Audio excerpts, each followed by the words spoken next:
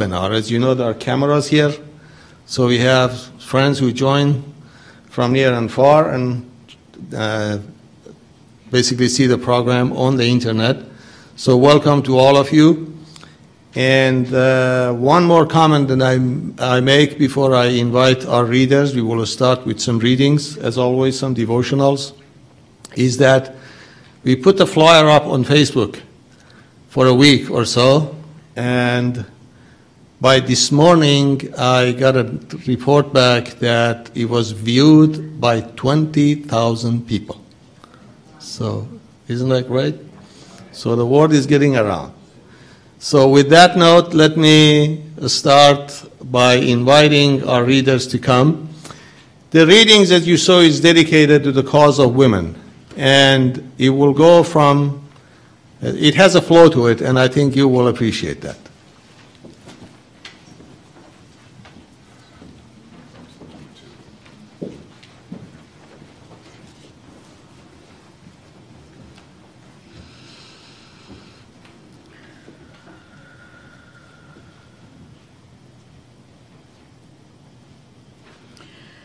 Magnified be thy name, O thou, in whose grasp are the reins of the souls of all them that have recognized thee, and whose right hand are the destinies of all that are in heaven and all that are on earth.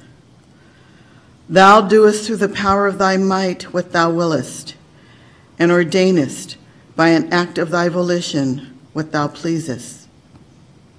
The will of the most resolute of men is as nothing when compared with the compelling evidences of thy will, and the determination of the most inflexible among thy creatures is dissipated before the manifold revelations of thy purpose. Thou art he who through a word of thy mouth has so enravished the hearts of thy chosen ones that they have in their love for thee detached themselves from all except thyself, and laid down their lives and sacrificed their souls in thy path, and borne for thee thy sake what none of thy creatures hath borne. I am one of thy handmaidens, O my Lord. I have turned my face toward the habitation of thy mercy, and have sought the wonders of thy manifold favors, inasmuch as all the members of my body proclaim thee to be the all-bounteous, he whose grace is immense. O thou whose face is the object of my adoration, whose beauty is my sanctuary, whose court is my goal, whose remembrance is my wish, whose affection is my solace, whose love is my begetter, whose praise is my companion, whose nearness is my hope, whose presence is my greatest longing and supreme aspiration. Disappoint me not, I entreat thee, by withholding from me the things thou didst ordain for the chosen ones among thy handmaidens, and supply me with the good of this world and of the world to come. Thou art verily the Lord of creation. No God is there beside thee, the ever-forgiving, the most bountiful.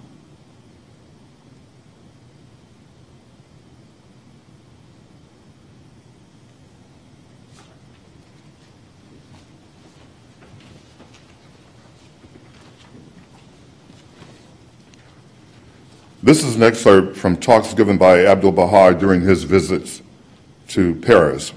It's first published in 1912. In the dispensation of Baha'u'llah, women are advancing side by side with men. There is no area or instance where they will lag behind. They have equal rights with men and will enter in the future into all branches of the administration of society. Such will be their elevation that, in every area of endeavor, they will occupy the highest levels in the human world. Rest thou assured look not upon their present state. In future, the world of womankind will shine with lustrous brilliance, for such is the will and purpose of Baha'u'llah. At the time of elections, the right to vote is the inalienable right of women, and the entrance of women into all human departments is an irrefutable and incontrovertible question. No soul can retard or prevent it. His Holiness Baha'u'llah has greatly strengthened the cause of women, and the rights and privileges of women is one of the greatest principles of Abdu'l-Baha. Rest ye assured. Ere long the day shall come when the men addressing the women shall say, "Blessed are ye, blessed are ye. Verily ye are worthy of every gift. Verily ye deserve to adorn your heads with a crown of everlasting glory. Because in sciences and arts, in virtues and perfections, ye shall become equal to man. And as regards tenderness of heart and the abundance of mercy and sympathy, ye are superior."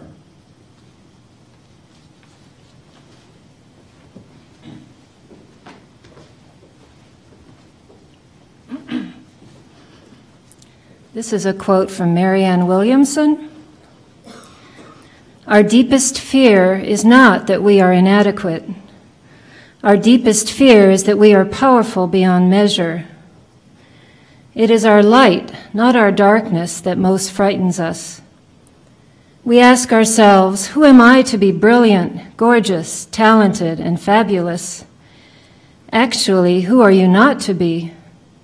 You are a child of God. Your playing small doesn't serve the world. There's nothing enlightened about shrinking so that other people won't feel insecure around you. We were born to make and manifest the glory of God that is within us.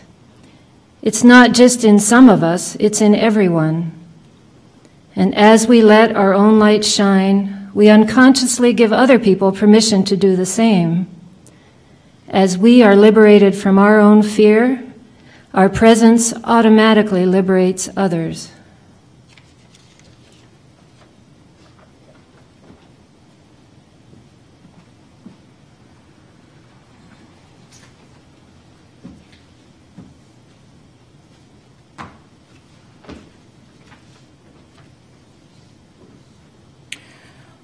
Woman is the companion of man, gifted with equal and mental capacity.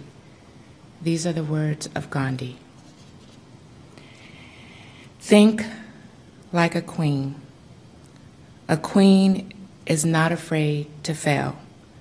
Failure is another stepping stone to greatness. Oprah Winfrey. If you want something said, ask a man. If you want something done, ask a woman. Margaret Thatcher.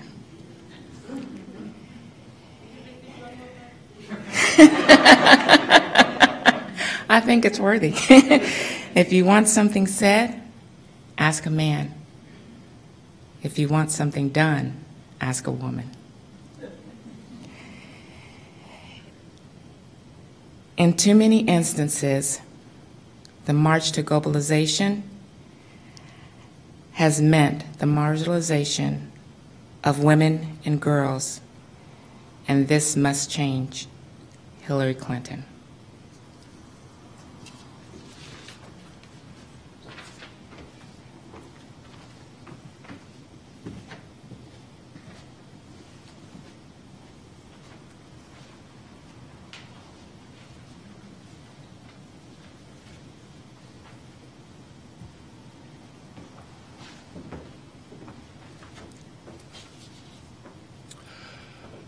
Friends, this is a short reading excerpted from a talk delivered by Abdu'l-Baha, who was the son of the prophet of the Bahai faith, who was called Baha'u'llah.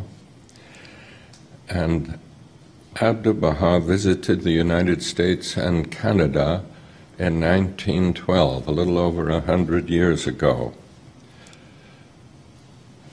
There is a short question which one of the reporters, I presume, asked of him, then his brief answer. And what has so impressed me whenever I reread this, how timely this reply was, especially given the events of today. Here's the question: is it not a fact that universal peace cannot be accomplished until there is political democracy in all the countries of the world? Abdu'l-Baha replies, it is very evident that in the future there shall be no centralization in the countries of the world, be they constitutional in government, republican, or democratic in form. What is meant by this? That a central organization dominates the entire country. Okay, he goes on to say the United States may be held up as an example of future government. That is to say, each province, meaning state, will be independent in itself, but there will be federal union protecting the interests of the various independent states. It may not be a republican or a democratic form. To cast aside centralization, which promotes despotism, is the exigency of the time. In other words, he said, this is something we really have to address. Then he goes on to say, this will be productive of international peace. Then, especially in line of today's presentation, another fact of equal importance in bringing about international peace is women's suffrage. That is to say, when perfect equality shall be established between men and women, peace may be realized, for the simple reason that womankind in general will never favor warfare. Women will not be willing to allow those they have so tenderly cared for to go to the battlefield. When they shall have a vote, they will oppose any cause of warfare. Another point, another factor which will bring about universal peace is the linking together of the Orient and the Occident. And we see that increasingly taking place.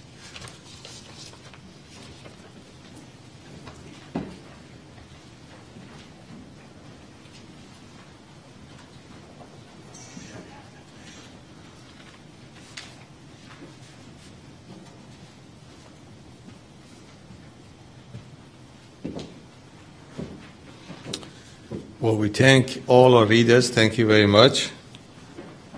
And I hope you noticed the progression in the readings we had, from a point of a principle of unity to the expressions of thoughts by people of authority in our age, and back to a thought that Abdu'l-Baha had expressed 100 years ago, the principles that he had laid down for achieving universal peace, that not only the globalization of mankind will have to be recognized, he also gave this other measure, that the equality of men and women should be recognized. And he gave that as a major factor in bringing about universal peace. So I see that more people are joining us. Again, welcome. We're going to start with our talk in a minute, but I think before that, our musician friends are going to give us a gift. Is that the case? Are we ready? Sandy Simmons is here, and I welcomed you. I think you were out of the room back then when I did that, Sandy.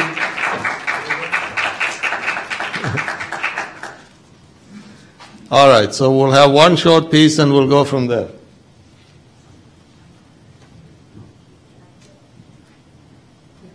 Are you okay with that? Yeah. Sandy, thank you again.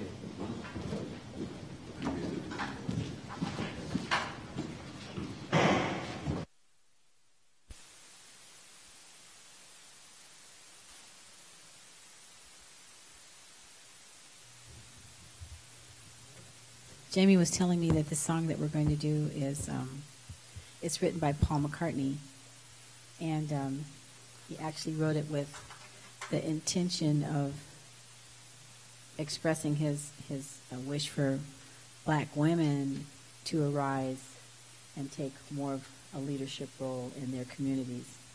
Did I say that right? I thought that was pretty progressive, and I didn't know that. While we were rehearsing, he just let me know that, so I thought we would offer you this first this morning.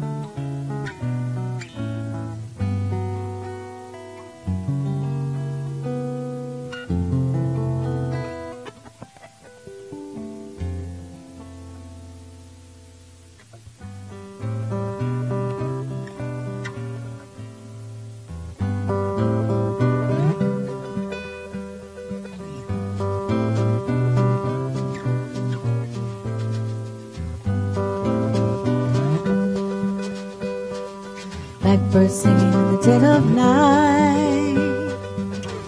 Take these broken wings and learn to fly. All your life you were only waiting for this moment to arrive.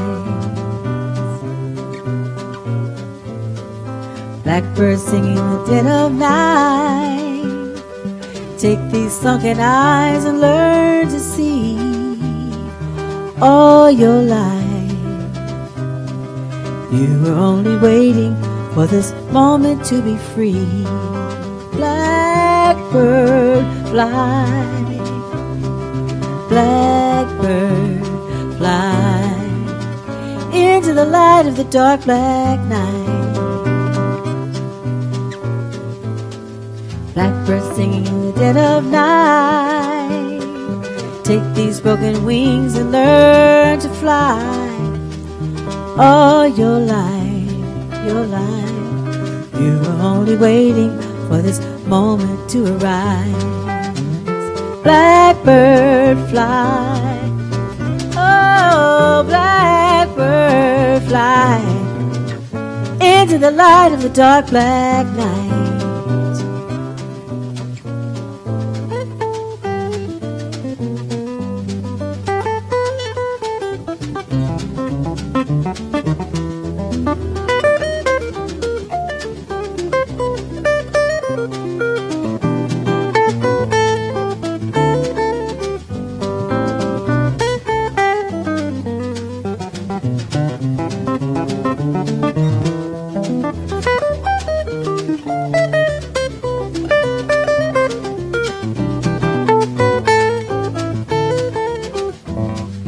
Blackbird fly, blackbird fly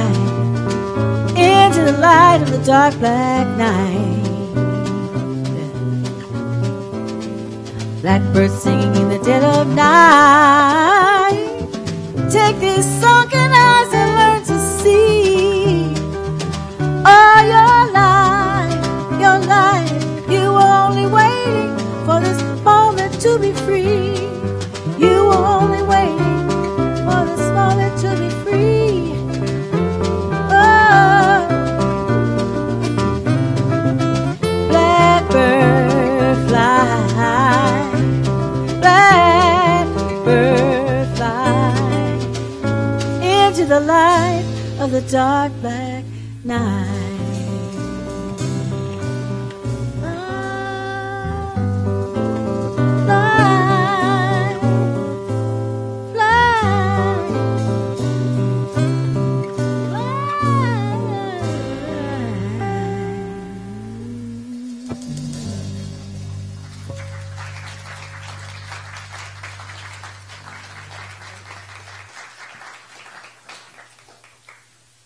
Thank you.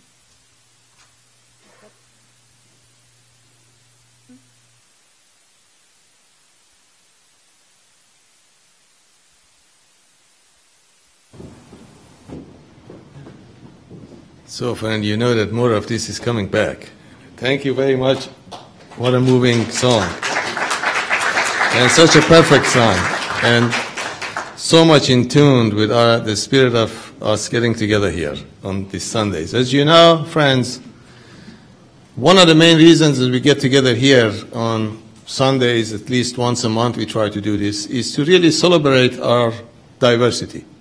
We come here from all walks of life, men, women, young and old, any religion or no religion.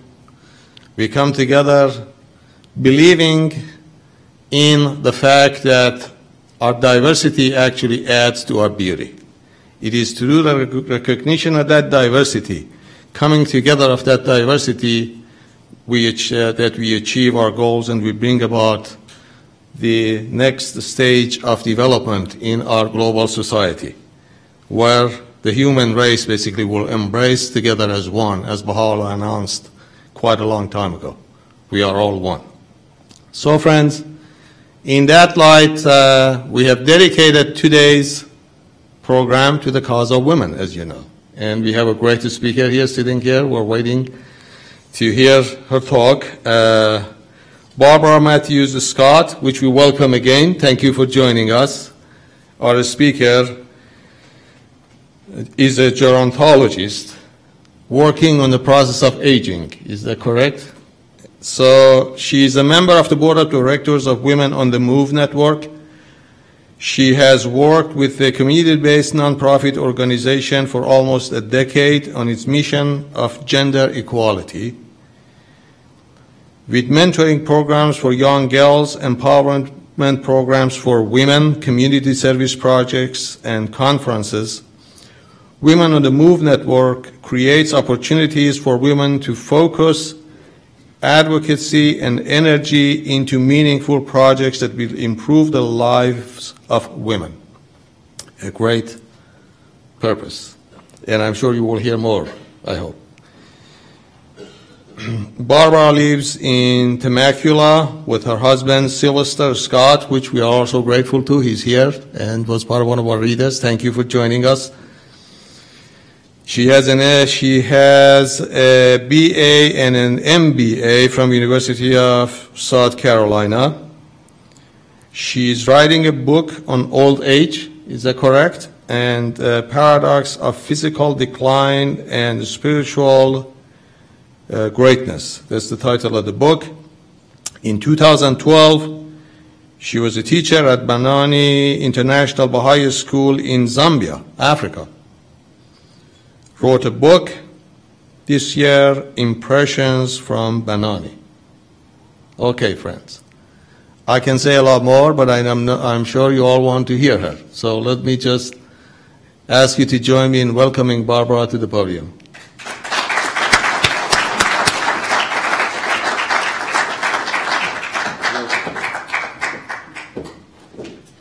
Thank you, Jamshid. And thank you, Jamie, Sandy, and company for that wonderful music. I was tapping my foot and patting my arm and really didn't want you to stop. So I look forward to your return to the stage. Oh, what a glorious day this is. Sylvester, we drove, what, 130 miles? Just 100. Well, I noticed the entire way there was not one cloud in the sky. And I just thought that was a wonderful sign of a perfect day to come. We have perfect days here in Southern California, and this is one of them. And this is my first time here in the center. And it's a lovely facility. I'm glad you're all here today as we explore this topic of gender equality together. So let's get started. And I had Jamshid introduced me in terms of my work with Women on the Move Network, because that's what I'm going to talk about today. This is a nonprofit organization that's been in existence for about 14 years, but they've done a wonderful job, really, of exemplifying for all of us how we can get involved in a social issue like gender equality, how we can elevate the conversation to say something new that's never been said before, and how we can build a community of support and like-minded individuals who also feel a great deal of passion about this subject. So this is what I'm going to talk about. And I'm going to start with the issue of building community. And I'm going to talk about this for quite a length of time. So if you check your watch when I finally finish talking about community, you say, oh my God, that's her first point. How long is she going to be here? But don't be afraid. The rest of it will flow fairly quickly. But community is extremely important, so I'm going to spend a little more time on that. So, you know, usually these sorts of forays into changing the world and making the world a better place really begin within our heart and soul as an individual. And we usually start the search alone. But very quickly, even if you begin alone, you realize that you need like-minded individuals to join your effort. People with vision that really get what you're trying to do, and a great deal of energy and passion and zeal for making the change. So how do you find those like-minded people, or how do you start your own community if you can't find one to plug into? Well, I went to Webster's dictionary, and the first definition, in quite a long list under the word community, is, quote, a unified body of individuals. Okay, that's concise. That's a good definition. That seems to describe most of what our current understanding in the world about the word community is. And then I went to another source, a book entitled Revelation and Social Reality by author Paul Lample, on page 24. He has a definition of community, and he attributes this definition to actually a Bahai document called Turning Point that was published a number of years ago by the Bahai Faith. His quote, and this is a little bit long, but try to hear with me and I'll repeat it a couple of times. It's a comprehensive unit of civilization composed of individuals, families, and organizations that are originators and encouragers of systems, agencies, and organizations working together with a common purpose for the welfare of people both within and beyond its own borders. It is a composition of diverse, interacting participants that are achieving unity in an unremitting quest for spiritual and social progress. Okay, that's a bit longer than what Webster had to say. So let's go back through this definition again, because there's some important pieces to it that I want to stress. First of all, it's a comprehensive unit of civilization. What does comprehensive mean?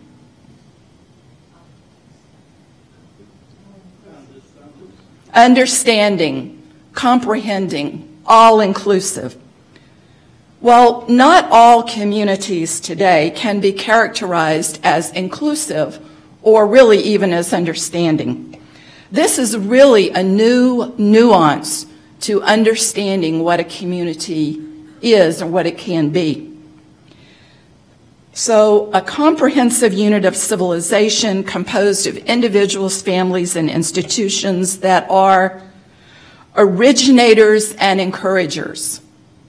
I want you to focus on that phrase for a moment because that means everyone has a role to play.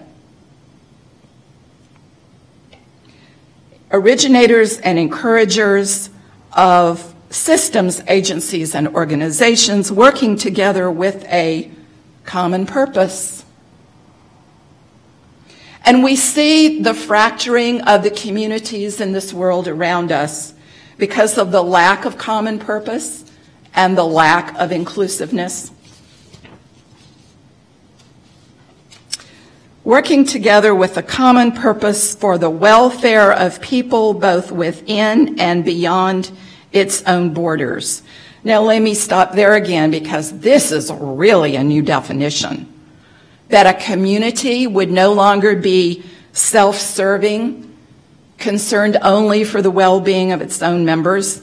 I mean, today you have to really look long and hard to find a community that isn't focused on taking care of the few and survival of the fittest, and everybody else can take care of themselves. But the definition continues, welfare of people both within and beyond its own borders. It is a composition of diverse, interacting participants that are achieving unity.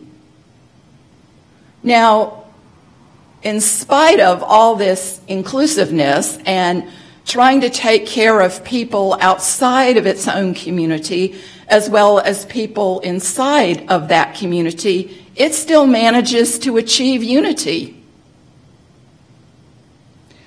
This definition is saying it can be done. And the definition continues, in an unremitting quest. What does unremitting mean? Don't stop. Don't give up. Quest for spiritual and social progress. Well, this is a new aspect to community also. We don't usually see projects that have both material and spiritual goals combined. So there are quite a few new objectives in this second definition of community. There's a concern for the greater good as opposed to the self-serving. There's a challenge not to quit. And there's the combination of material and spiritual outcomes that can lead to something better. Now, with those two definitions, let me propose a third. Let's go deeper into the definition of community. At the root of any successful community is the bond of trust. And in my understanding, that is the essence of community. Whether you're talking about a neighborhood or a town or a professional organization or interfaith or a school or a charity or a business corporation or a nation, to build a unified community, you must have trustworthiness and bonds of trust among its members. What is trust?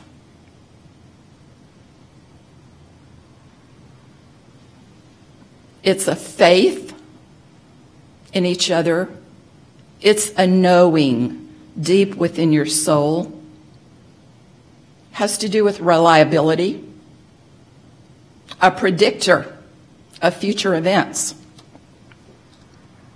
And it's based on consistent performance over time. So how do you build trust? How do you build trust with your spouse, within your families, within your communities of interest? I like the simple definition that says we build trust by doing what we say we're going to do, and we keep doing that over time. Well, as I further explore this issue of trust, I think another interesting thing happens during the process of building trust. Now, if you don't already value all the individuals in this community, when you discover them to be trustworthy, and when you, in turn, are trustworthy toward them, then a wonderful attraction occurs and a unity emerges. I mean, you are literally inspired to be just and equitable in your dealings in this community. When there is a perceived equity and justice within a community, then its unity is further strengthened, and bonds of friendship and love emerge. Okay, so for a moment, think about your own interest groups, your friendships, your professional associations. These are all communities that you belong to. And what's the quality of those relationships in those communities? Are they meaningful? Are they superficial? Think about your current friendships. How did they form? Some form really fast and easily, and others grow very slowly and take a lot of effort. So how do you really build friendship and trust with someone when it's not so easy? When there's no natural chemistry? When there's been conflict or disappointment? And I can say I've been through this firsthand. And I'll tell you, the next two suggestions I'm going to offer you can really work. It takes time, but it will work. And the first is that you work together toward a common goal. And gradually, as you're working together in what first may be a really material, physical, not really liking the person kind of endeavor, but you begin to see their talents and their abilities and virtues, and you have to notice them, and you come to respect them, and you may even come to admire them. Because when attributes are praiseworthy, we're attracted to them. It's a spiritual quality, and spiritual qualities are very attractive. There's a natural affinity. The second thing you can do if you don't have an opportunity to work together is merely spend time together talking and getting to know each other, getting to understand each other, hear about their challenges, their hopes, their fears, gradually as you open up and become more personal with each other, to hear about their family.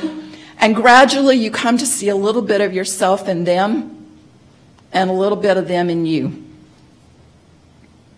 And that creates a natural attraction. Our common humanity.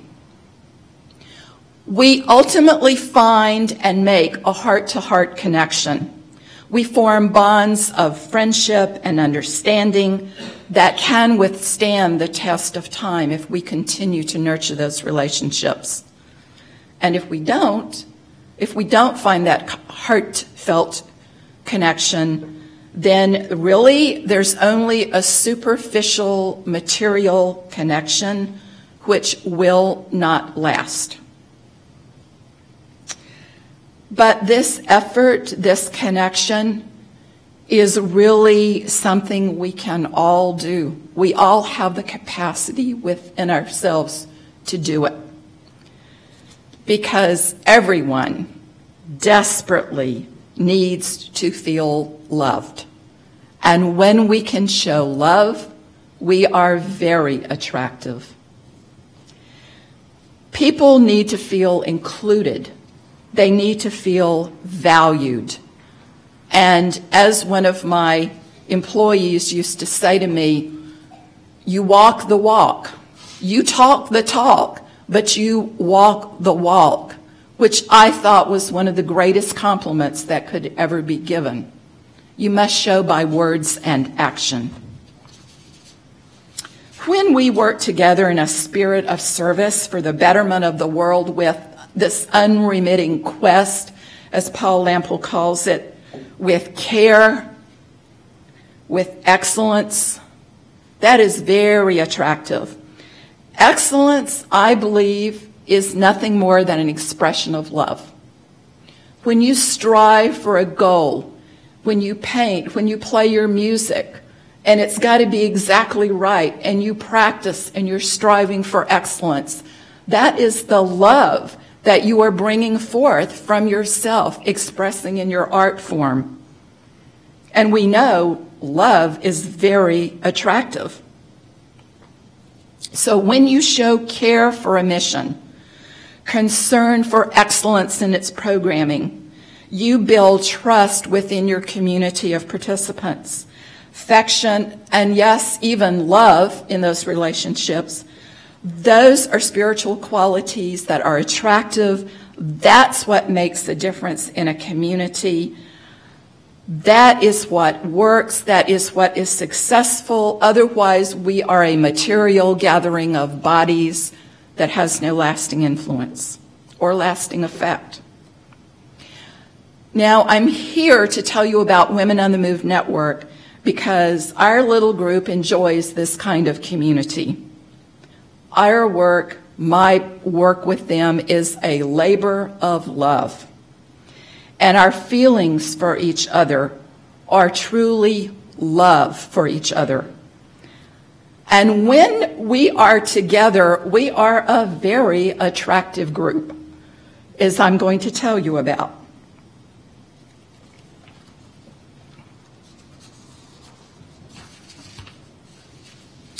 Okay. As I talk about Women on the Move, I'm going to tell you how the organization got started, how it participates in the social discourse of gender equality, how it elevates the conversation to include loving and spiritual solutions, how it says something different that's not being said in the community, because that attracts attention, and how we build community. But first of all, I want to go back and give you a little history, because this organization started by a small group of women in Rancho Cucamonga here in Southern California in 2001.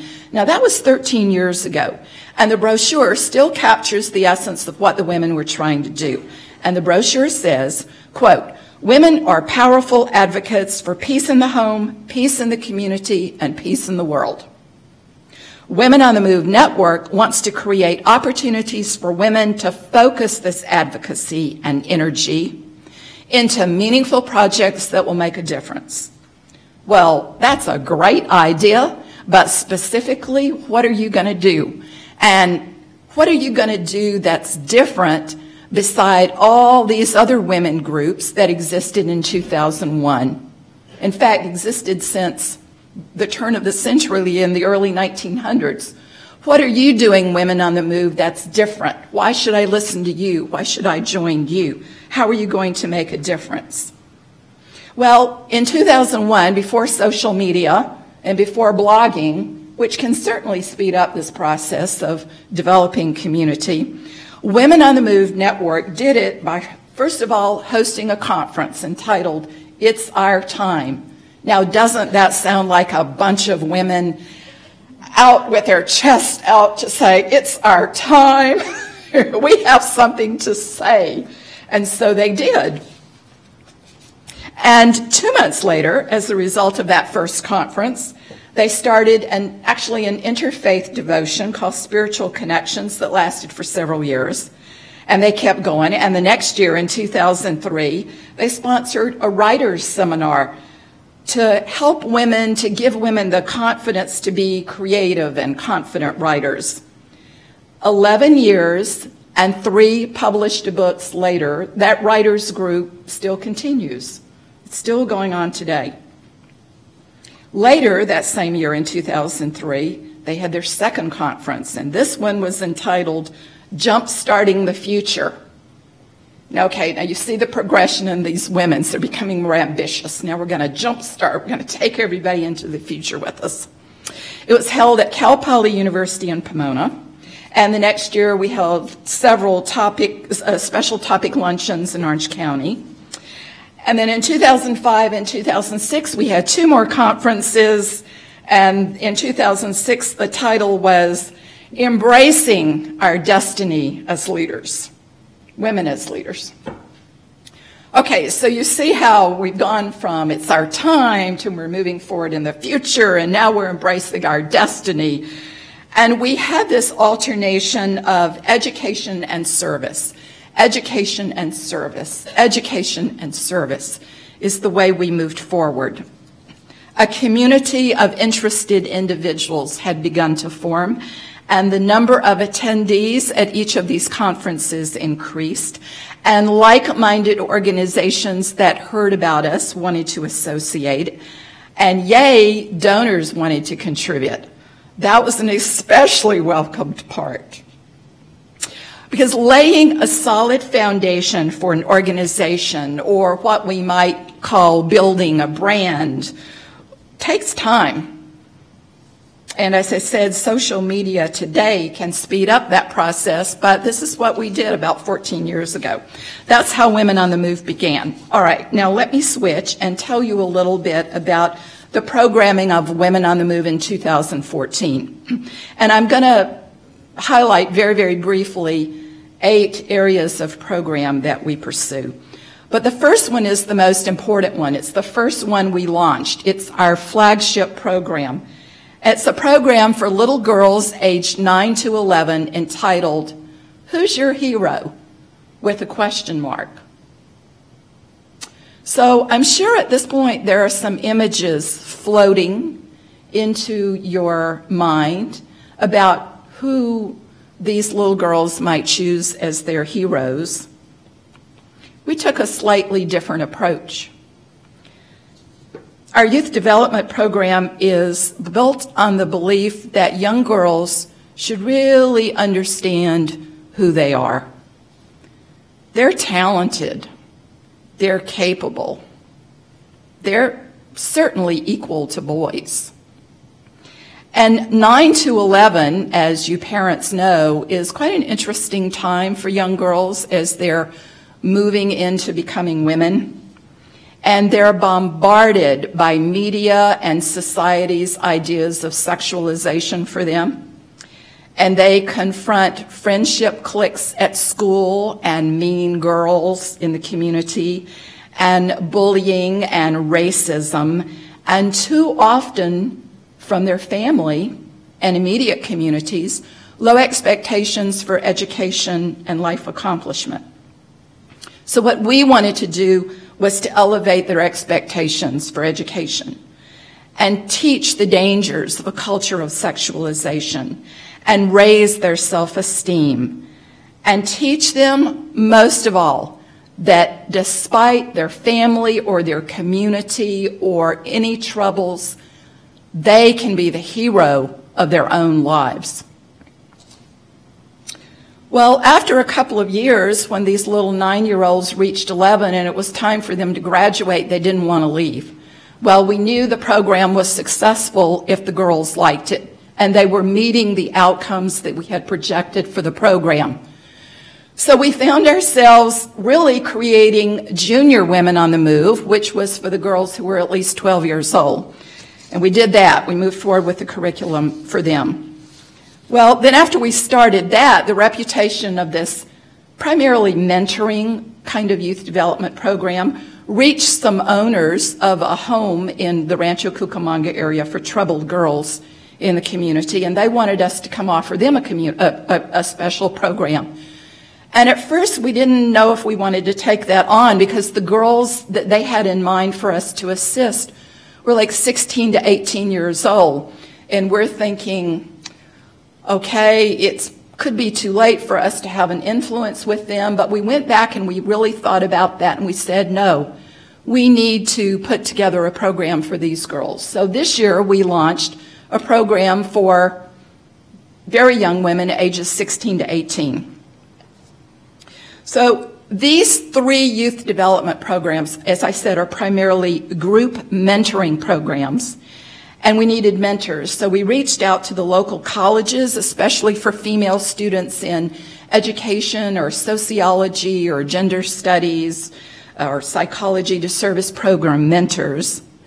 And now, after 10 years of providing these mentoring programs and developing these relationships with the colleges, we have a growing community of colleges and faculty and mentors and young girls and facilities where the programs are held that have come to trust the quality of the work we do, to know firsthand the care and the concern for the striving of excellence. And we've built those relationships of trust. It takes time. Another one of those programs very quickly is an advisory council. We reach out to our key funding sources, corporations, strategic partners. We meet with them each quarter to update what's going on. We have community circles. These are a group of individual grown women, many of them mothers of the children, who want to help us identify members and identify participants for the program. The community circle makes sure that the mentoring group, that the Who's Your Hero group, has the resources that it needs to be successful in their communities. And this year we started a new program. Another one of those new on the list of 8 is women's empowerment programs. And it's sort of interesting how sometimes the origin of these programs just sort of comes out of a great deal of passion when you least expect it. We were talking at a board of directors meeting one day about how our focus has been on youth, and International Women's Day was coming up. So this probably happened in January or February of this year. And we always like to do something in honor of International Women's Day. So we decided that we would try something new that we'd really never tried before, and that was, let's empower our peers. There are so many problems in our society that are rampant. Our children, as I've described, especially our little girls, have their hands full, but so many women are victims of abuse and domestic violence. There's such inequity in pay in the workplace. Single mothers struggle horrendously to stretch a paycheck that doesn't cover their expenses. So how can we help these women? And we decided that we would start with finding ways to empower them. So we launched on International Women's Day in March in 2014. We celebrated that occasion and met a couple of months and lined up a group of speakers. So from now to the end of year, we've been talking about things like how to best present yourself to find employment. Let's discover some of those attributes or skills that you didn't really know maybe were beneficial to the workplace if you've been a mom and out of the traditional workplace for a long time, or if you're trying to return, or you've just graduated college and you're not quite sure how to present yourself. We've talked about domestic violence. We're going to continue talking about legal rights of women.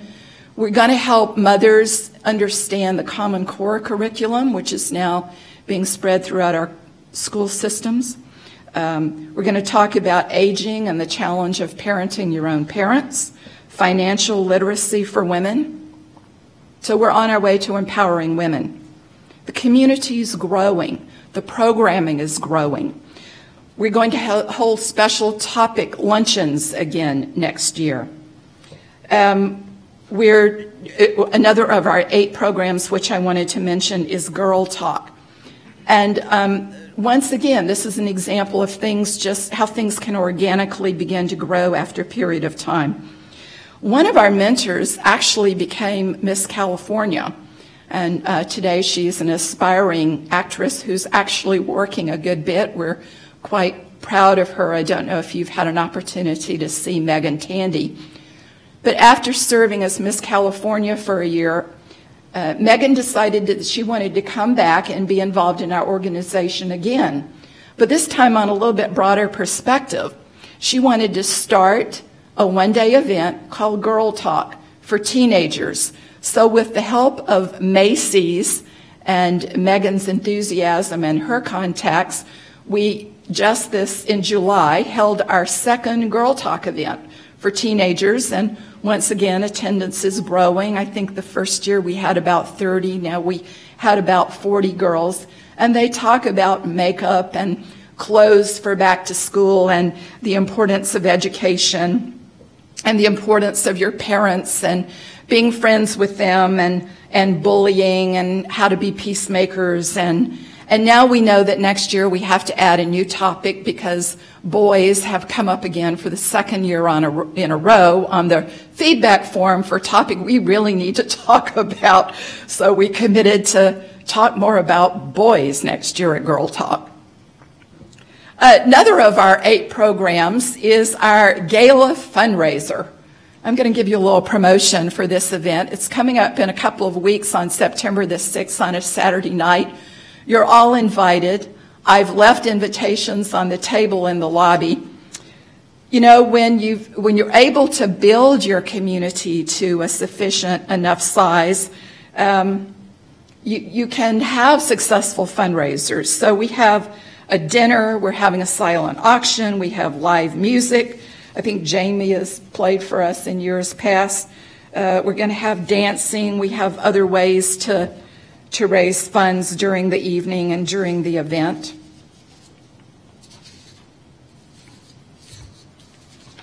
And the last of the 8 programs, which I want to highlight, is a conference. Once again, we're going to have a regional conference, and this year it's November the 1st, and it's entitled Gender Equality. Am I there? This is going to be a most interesting conference. And I want to take a few minutes to tell you a little bit more detail about it. Also in the lobby, there's a little flyer called Essay for International Women's Day. We published this in 2013, and it was actually used on the international website of International Women's Day. And basically, it's a call to reevaluate this entire issue of gender equality. I mean, for the past over 100 years, at least in this country, women have been struggling to find their place in a world that was created by men, controlled by men, systematized by men, built by men, I mean, which is not a bad thing. That's where we were. But as we look around and we see things are not quite the way we as women would envision them to be. So we proposed a new social revolution. And I want to use a short paragraph from this essay and from this mandate. It's time for a new social revolution, one that better balances feminine and masculine ideals, one that uses strength and power to protect the weak and vulnerable, one that uses wealth to serve and improve the lives of all humanity, one that understands we are intimately connected in this body politic, and violence or injustice against one woman affects us all. Our challenge is to better understand our connection and our oneness. And I'm talking about men and women when I say that. So we're going to step forward in this conference to really redefine gender equality. We want to bring forth what have been traditionally considered female qualities and attributes, to choose cooperation over competition, to protect the weak and vulnerable instead of always going with survival of the fittest. So if you want to read more about the essay, if you want to see a flyer about the conference, I left those on the table also. Very affordable conference. You're all very welcome to attend that as well. All right, so I've told you a little bit about how Women on the Move got started, our understanding of what building community means. I've told you a little bit about where we are now in terms of our programming, how we have grown in terms of where we want to go and our mission. And now I want to talk specifically for a few minutes about how we continue to involve ourselves in the social discourse of gender equality. And I've already mentioned some of those. I've mentioned the conference, I've mentioned the essay that was published on the website, I've mentioned table talks. In addition to that, our executive director networks with other like-minded social service organizations throughout Southern California. Our board of directors members talk incessantly about women on the move throughout our spheres of influence in all the organizations and our work that we belong in. And I'm here talking to you today, carrying the message. So these are always, we just find opportunities when we can. Now, how do we elevate the conversation? I think we do this in some unique ways. I've mentioned the essay once again for International Women's Day in 2013. Probably the most important way that we elevate the conversation is that we include men. Men have been integral to this organization ever since the beginning.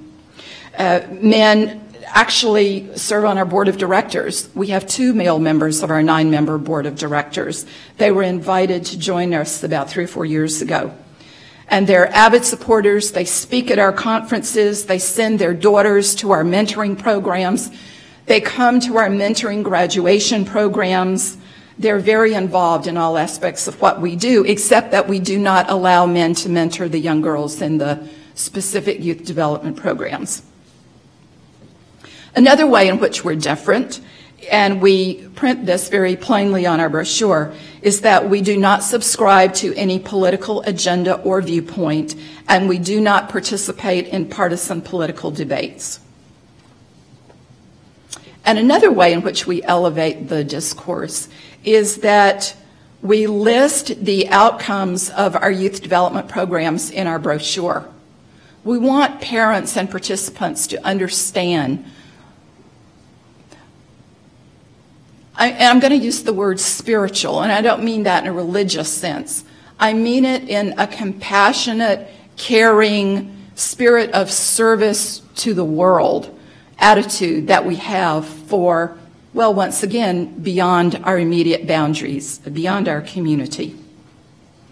How do we inspire people to action? Well, we have a Facebook page. We have a Women on the Move Network website. We tell our story, we share our mission, and fortunately, people like and want to join us. Finally, how do we build community? Well, I've already kind of been talking about this as I have been speaking with you this morning, but we've built trust with our constituents through the years in that the girls we mentor, their parents, the mentors of the program, the facilities that house the mentoring programs, the universities that have become strategic partners in supporting our work and providing mentors. Donors love us. We have no paid staff. 99.9% of all of the money goes directly to programs. The girls that attend Girl Talk and came back for a second year and who will continue to return. And the women that we've recently begun seeking to empower. We are bringing them into that love and care that we show to each other. So the great love that started out among a group of 9 women as the board of directors has expanded to our advisory groups and to our donors and to the women we mentor and the little girls that we work with. It's really amazing to attend the gala fundraiser. There is hugging and kissing going on. You would think that everyone who has shown up at this event is a personal family member or a very close friend. And I like that because that's truly the way we should be with each other. We've been told to love and embrace and care for and take care of each other. Sylvester and a couple of members of our board are out opening the car doors for people, helping them get out of the car and welcoming into the house where they're met again. It's like, I can't stress strongly enough, and this is the point that I want you to get out of today. This building community, whether it's a Bahai community or a Christian community or an interfaith organization or school or a floral group or however you spend your time in your sports team, those are the relationships that last. That's where the secret lies. If we don't have that kind of loving care for each other, those organizations, those material relationships eventually just go away, which is why I wanted you to think about your own relationships in your own different communities that you participate in. You're probably in a lot of superficial places. I am. We all are. Sometimes we go to an event and it's just a gathering of bodies. And that's okay. We're friendly with each other. Some people we might know. We get up, we come for the goal that we had, we attended, we came, we saw, we participated, and we go away again. But think about the groups that are most important to you. Do you have the kind of love and trust within those groups where you want to feel that love and feel that trust? And if you don't, then, it's okay to move on if you feel that you need to do that. As one of my Jewish girlfriends says, I like to be with my people. Now, when she says that, she's not talking about her Jewish people. She's talking about those where she has the bonds of friendship and love and like-mindedness. So I encourage you to use your own capability to build that trust, to create that kind of affection and love in those groups that you want to continue being a part of. Or move on and find those groups where you can find that trust and that love. That's what sets us apart. I think that's the kind of community that the world is crying for. In the news recently, there's been such a telling of fractured communities. It's not a unified group of people. At best, there are several different groups vying for their own interest, not really talking with each other, not seeking to understand each other. I want better, don't you? It's up to us to make it happen because we know how to make it happen. We have the tools to make it a reality. And it's so simple. It's just sharing ourselves. It's showing kindness. It's showing tolerance. It's showing love. And I want to be more than tolerated. I get so upset with the greater society who calls on us to tolerate each other. I want to be loved.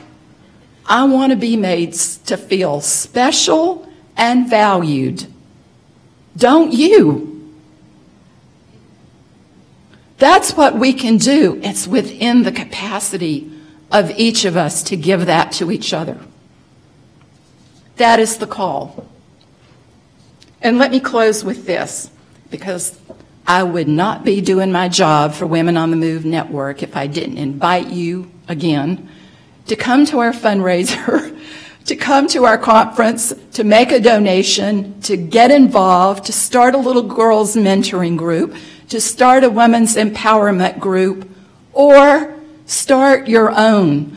Whatever your soul is calling on you to bring forth in your world, whether it's to make music and to find a community of musicians, whether it's to save the environment, whether it's to work for social justice, whether it's to improve interfaith dialogue, whether it's to work with the frail and elderly and the aging, whatever your heart and your soul calls you to do, do it. We heard that from one of the quotes. Do it. The time is now. And I hope I've inspired you toward that, to build your own community, to find your own community. Thank you.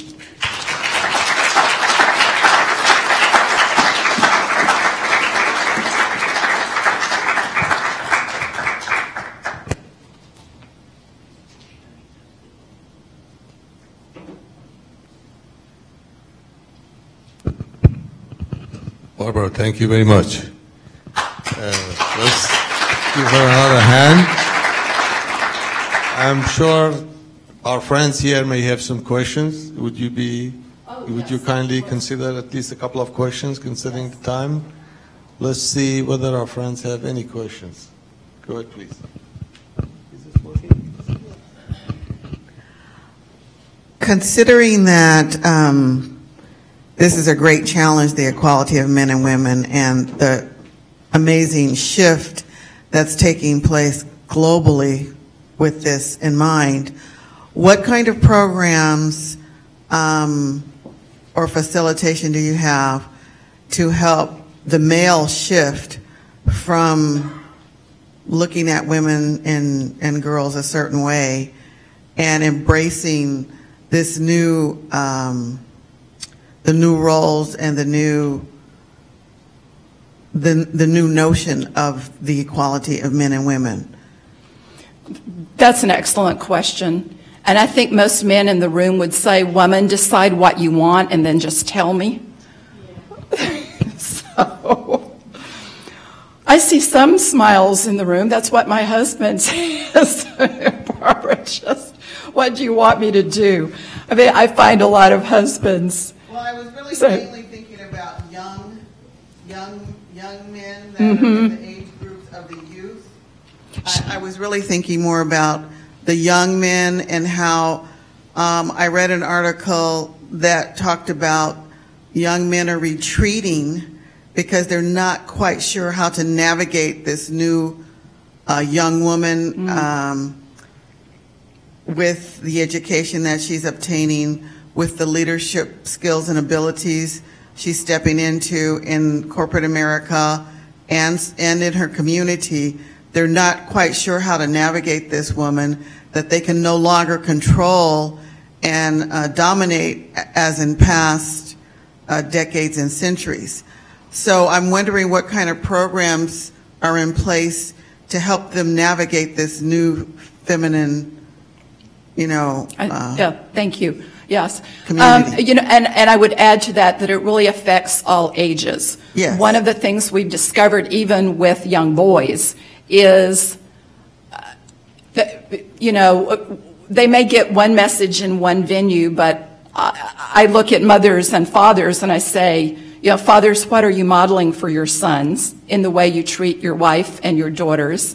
And then what are you teaching your sons? And then, of course, men's nature is naturally quite different from women's, which moves them more usually toward aggressiveness or assertiveness. And so there's a lot to balance. We've talked multiple times about starting programs for young boys. And because we really are a small organization, still very much grassroots and locally sourced, we decided not to take on that challenge. But in the few places where we have been able to speak to the issue, as we've had men speak at our conferences, a man who's a husband and a father talks about the way he models those things for his daughters and his sons, and what he teaches both his daughters and his sons as a father who believes in equality. I really believe that 100 years from now, male-female relationships and this whole issue of gender equality will look nothing like what it looks like now, and it's going to be something that evolves and emerges into something we are really just not spiritually mature enough to understand. So all we can do is understand to the best of our abilities and try to move into that direction, more of an equity and a fairness. There needs to be more programs for young boys and for men. So We are going to talk about some of those issues at the upcoming conference. But I'm glad you've asked this question. Maybe we need to even do more in this upcoming conference on November the 1st. Because this is not going to work without men's agreements. You know, women can't run off and change the world by themselves. I mean, we need men to help pave the pathway, to create the input and a lot of the resources to help make it happen. So we're moving forward in this together. I don't have a great answer for you at this point. I think it's just, you know, something we're all still struggling toward. Any other question?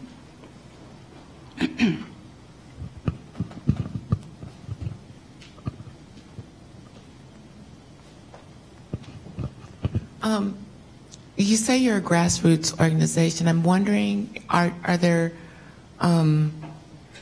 satellite organizations in different communities for your organization, or are you just based in Rancho Cucamonga? Most of the members of the board of directors live in that area of the Inland Empire.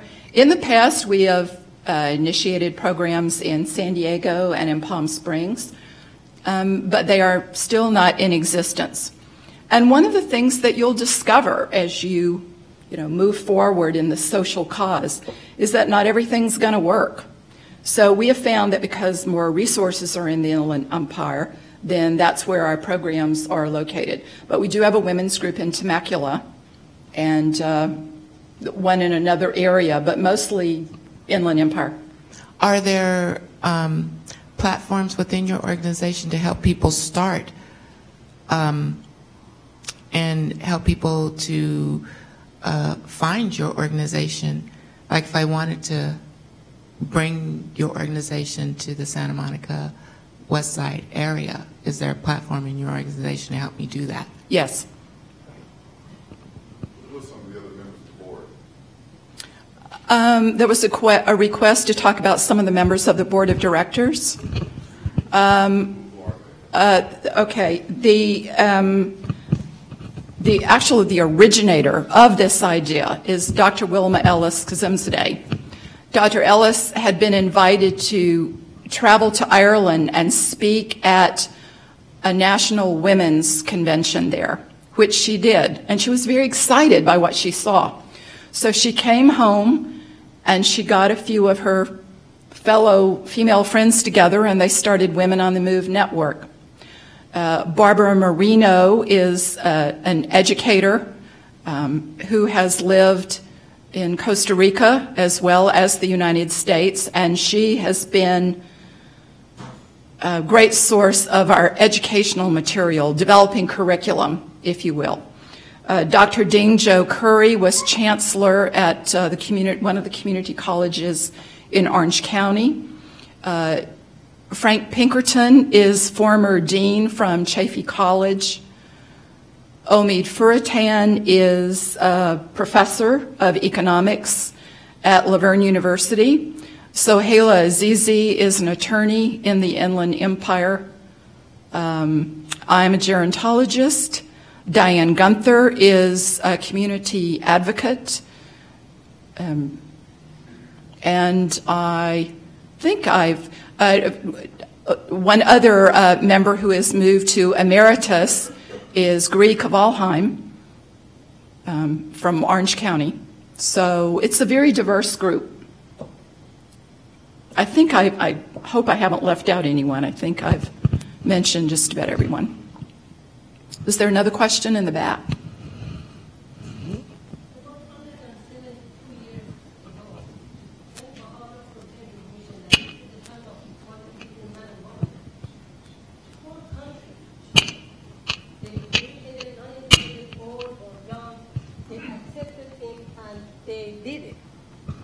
They did it. It was very difficult those days because of communication and transportation, name it. I think when the system worked for a short period of time, why we don't want to catch this system and follow that? Instead of making, your group, your organizing is very good.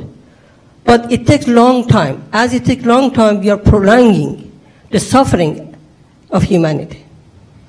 But this is faster. I can't argue with that. I will say we're certainly inspired by that message. We move forward in commitment to educate and to model as best we can, you know, many of the precepts, concepts out of those teachings. Barbara, we are grateful to you. Thank you very much. Thank you. This was a great program.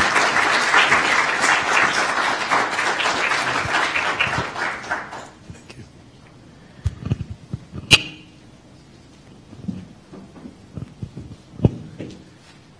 Well, as part of your concluding remarks, you commented on the need of men joining the effort and kind of helping to pave the way. As you can say, there are many of us here today, right? So we are with you. And by the way, all of those quotes, including the one from Margaret Thatcher, was selected by a man. So you see, so men are supporting. So friends, we give our great thanks again to Barbara Matthews Scott. Thank you very much. And how are you all doing? And how are all our friends who are watching us through the internet doing, I hope. So you are all, I hope you have enjoyed the program as much as we have. Please don't quit.